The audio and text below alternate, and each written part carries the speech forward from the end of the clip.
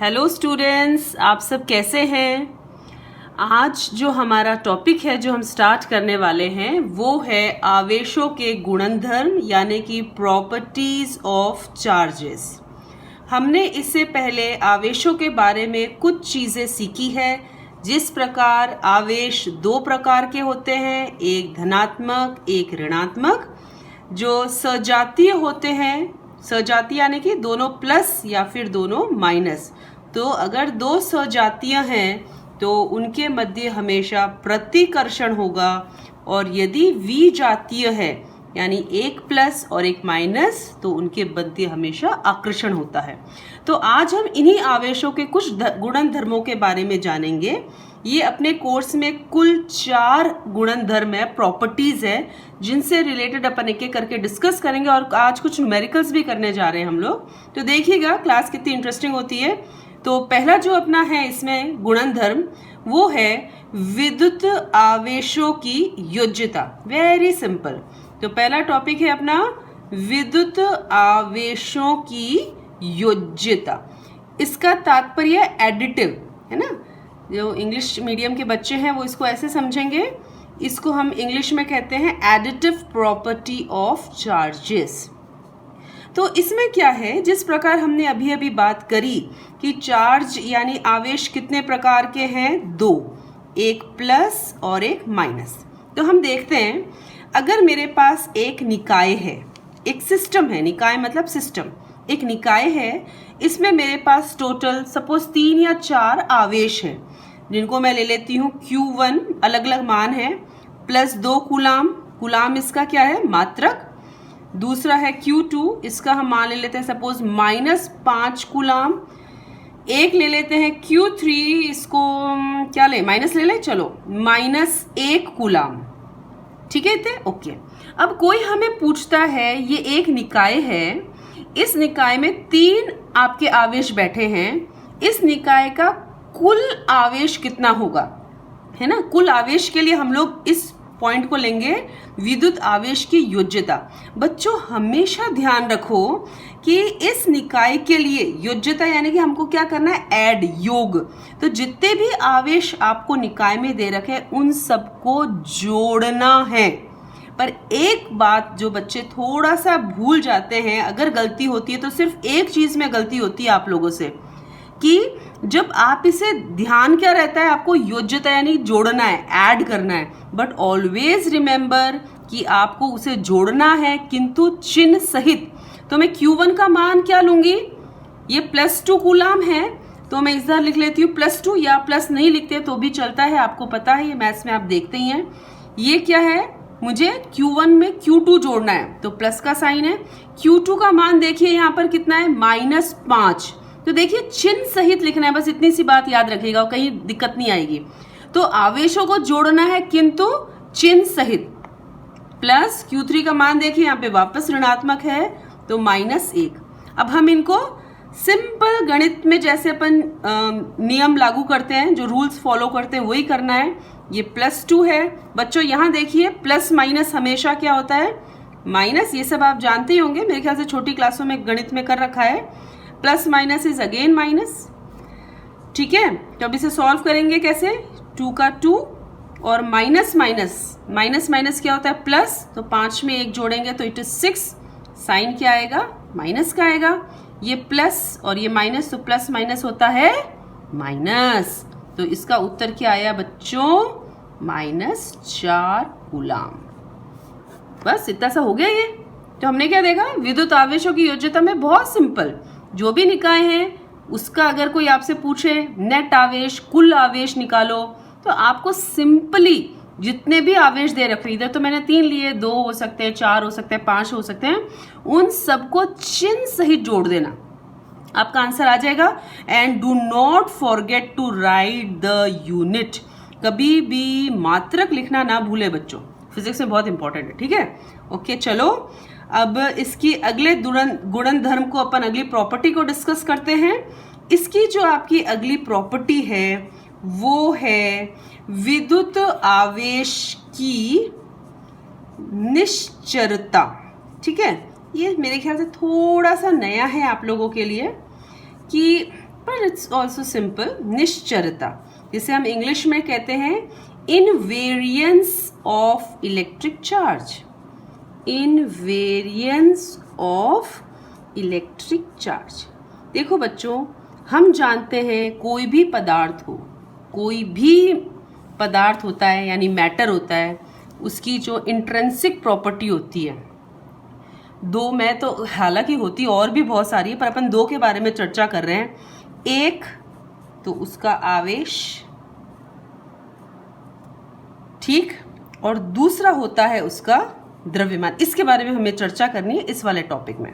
द्रव्यमान, द्रव्यमान को हम कहते हैं मास एंड आवेश को हम कहते हैं चार्ज। ओके, तो इन दोनों की थोड़ी अपन तुलना करके बताते हैं और एक कंसेप्ट पर पहुंच जाएंगे। देखो बच्चों, आवेश के लिए हम क्या कहते हैं कि कोई भी वस्तु होगी हमारे पास में, देखो ये दोनों एक दूसरे से संबंधित कैसे हैं।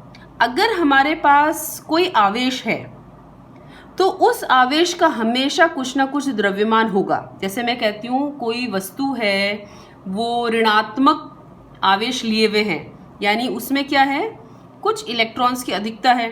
सपोज मैं कह देती हूँ कि सपोज उसमें 2 इलेक्ट्रॉन है, सपोज, है ना, तो एक इलेक्ट्रॉन पर द्रव्यमान कितना होता है, 9.1 10 की घात -31 यानी -31 kg। तो अगर कोई आवेश है, आवेश का होना यह निश्चित करेगा कि उसमें कुछ ना कुछ द्रव्यमान होगा, क्योंकि आवेश का मतलब क्या है, या तो प्रोटॉन है, न्यूट्रॉन है, इलेक्ट्रॉन है, ठीक है ना। तो ये जो हमारे प्रोटॉन, न्यूट्रॉन, इलेक्ट्रॉन होते हैं, इनके खुद के कुछ ना कुछ तो द्रव्यमान होते ही है ना। तो अगर कोई वस्तु में आवेश है तो निश्चित रूप से उसका कुछ ना कुछ द्रव्यमान अवश्य होगा। किंतु यदि किसी वस्तु में द्रव्यमान है, जैसे ये मेरा पेन ही ले लो, इसमें कुछ ना कुछ द्रव्यमान है, ऑफ कोर्स है, तो जरूरी नहीं है कि जिस भी वस्तु में द्रव्यमान होगा वह वस्तु आवेशित होगी।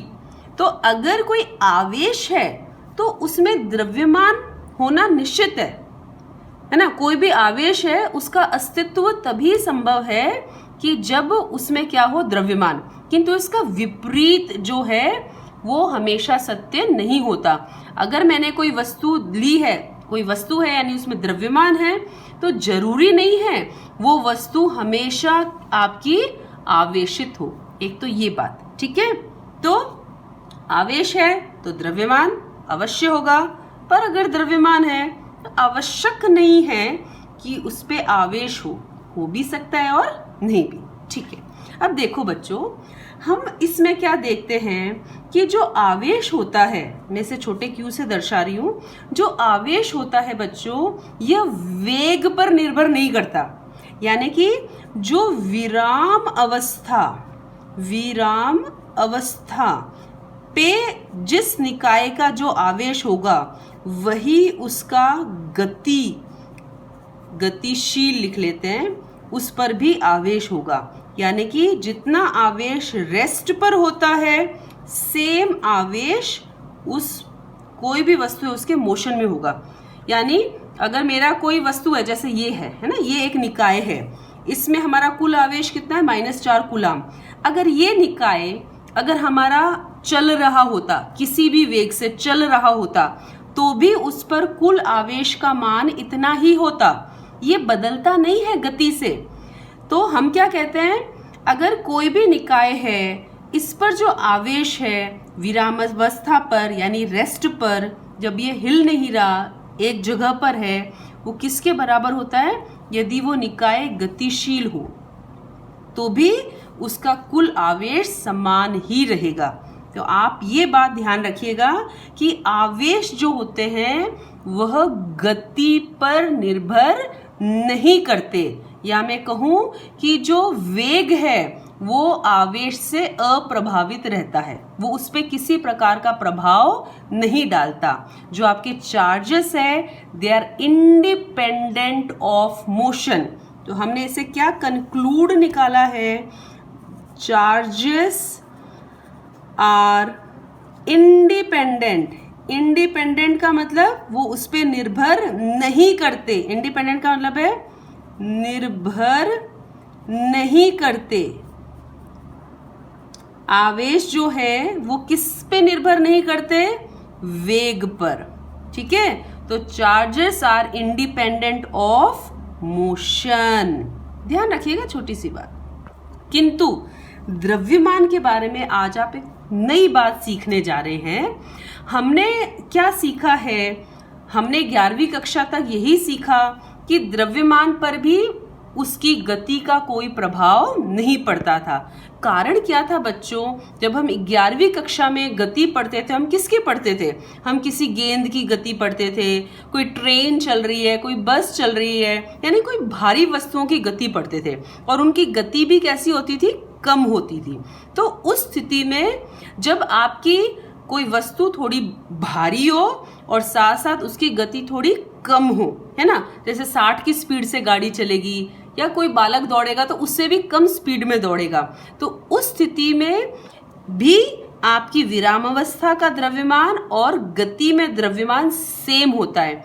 किंतु बच्चों 12वीं कक्षा में हम जो हमारा कंसेप्ट है गति का, वो कुछ आवेशों की बातें कर रहे हैं। जो आपके आवेश होते हैं वो बहुत तेज गति से चलते हैं, है ना, लगभग 10 की घात 6, है ना, सोचो 10,000 लाख इस स्पीड से चल रहा है, तो उनकी तुलना में तो कितने तेज हैं, और इन पर जो द्रव्यमान है वो भी बहुत कम है। जैसे अभी अभी मैंने आपको बताया कि इलेक्ट्रॉन पर द्रव्यमान जो होता है, जो इलेक्ट्रॉन का द्रव्यमान है वो कितना कम है? 9.1 10 की घात -31 kg। -31 सोचो, 0.0000 कितनी बार?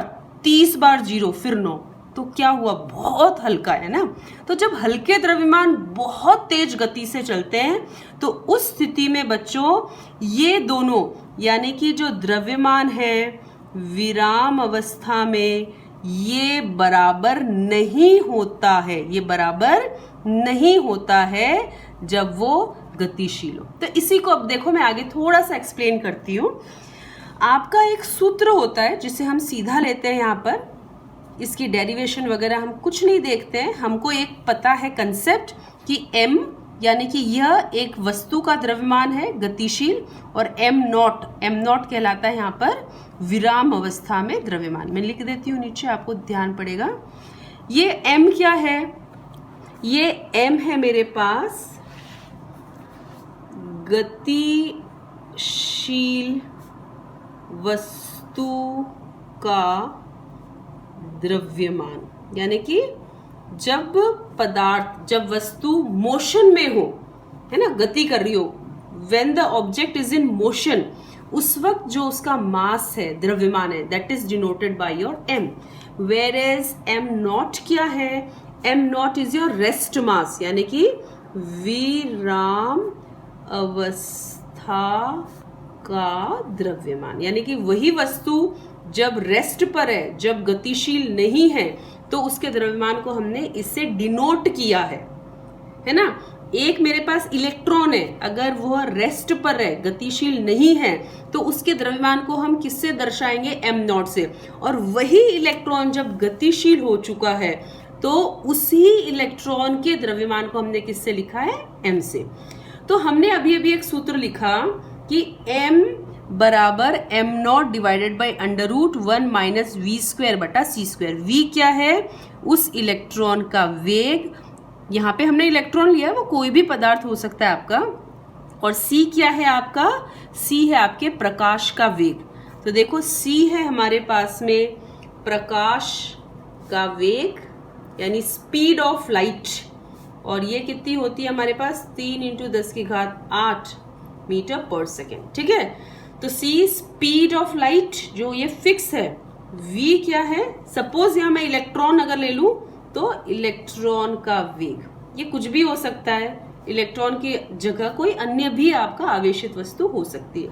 तो आप क्या देखते हैं कि देखो बच्चों, ये जो v होगा ना, ये हमेशा बहुत कम होगा c से, क्योंकि प्रकाश का वेग बहुत अधिक है बच्चों, 10 की घात 8, यानी 3 के पीछे मुझे कितने जीरो लगाने पड़ेंगे? 8 जीरो लगाने पड़ेंगे। ठीक है, और जो इलेक्ट्रॉन का वेग है, लगभग इसकी अपन कोटि, यानी कि इसकी रेंज भी माने तो 10 की घात 6, 10 की घात 5, है ना, तो कुछ इस भांति आती है। तो ये कम होता है, v का मान हमेशा ये दर्शाता है कम। v बहुत छोटा होता है c से, अगर v बहुत छोटा होता है c से तो हमें पता है 1 minus v square by c square, ये होगा 1 से छोटा। आप कोई भी संख्या लिख के देखिएगा अपने आप, कोई भी ये बहुत छोटा मान लीजिएगा, ये बड़ा ले लीजिएगा, जैसे इसे 2 ले लिया, इसे 2 लाख ले लिया, है ना। v का मान 2 लो और c का मान 2 लाख ले लो, 2000 कुछ भी ले लो और उत्तर निकालो, ये हमेशा आपको 1 से कम ही प्राप्त होगा। कोई भी संख्या मन से आप लिख लीजिएगा, ये हमेशा 1 से कम मिला। तो हमने यहाँ पे देखा जो नीचे है हमारे पास डिनोमिनेटर, ये डिनोमिनेटर क्या आया, 1 से कम। अब इसमें उस मान को पुट करेंगे तो आपको जो है m वो हमेशा अधिक प्राप्त होगा m नॉट से। इसे आप गणित का फॉर्म है, कोई भी उदाहरण, कोई भी अंक लेके डाल के देखना, हमेशा आपको यही प्राप्त होने वाला है। ठीक है, तो यहां से हमने कंक्लूजन क्या निकाला, यहां से हमारा यह कंक्लूजन निकला कि जो द्रव्यमान है, पहली बात द्रव्यमान क्या है, द्रव्यमान गति पर निर्भर करता है। ठीक है, और दूसरी चीज हमने क्या देखी यहाँ पर कि जो आपके कण का द्रव्यमान है ना, जो ये कण का द्रव्यमान है वो विराम के द्रव्यमान से कई गुना बड़ा हो जाता है। तो कण या आवेश कुछ भी ले लेंगे अपन, कण का द्रव्यमान यानी कि m, इसके विराम द्रव्यमान, विराम द्रव्यमान का तात्पर्य है रेस्ट मास यानी m नॉट से कई गुना बड़ा होता है।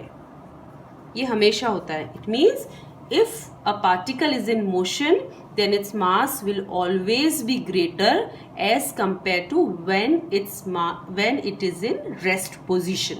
ठीक है, और इसी के साथ एक और चीज जोड़िएगा, ये आवेश का अगर हम m से भाग लगा देते हैं, ये q बटा m, यह कहलाता है कण का विशिष्ट आवेश, यह कहलाता है कण का विशिष्ट आवेश। ठीक है, तो वस्तु के वेग पर निर्भर करेगा ये तो वेग पर निर्भर नहीं कर रहा, किंतु m तो वेग पर निर्भर कर रहा है ना।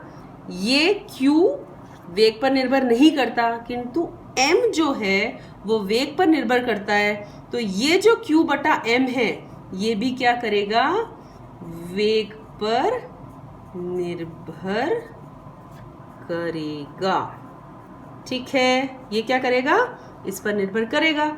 और जैसे आप जानते हैं अगर बहुत अधिक वेग होगा, जैसे जैसे वेग बढ़ता जाएगा q बटा m घटता जाएगा, क्योंकि ये m बढ़ेगा तो q बटा m घटेगा।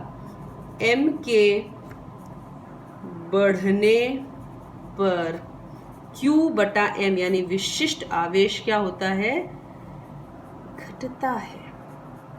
ठीक है, तो ये अपना जो था वो था अपना दूसरी प्रॉपर्टी, ये कहलाती है विद्युत आवेश की निश्चलता।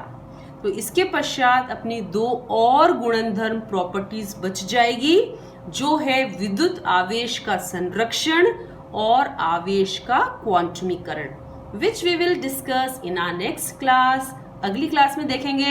Have a good day, bye bye.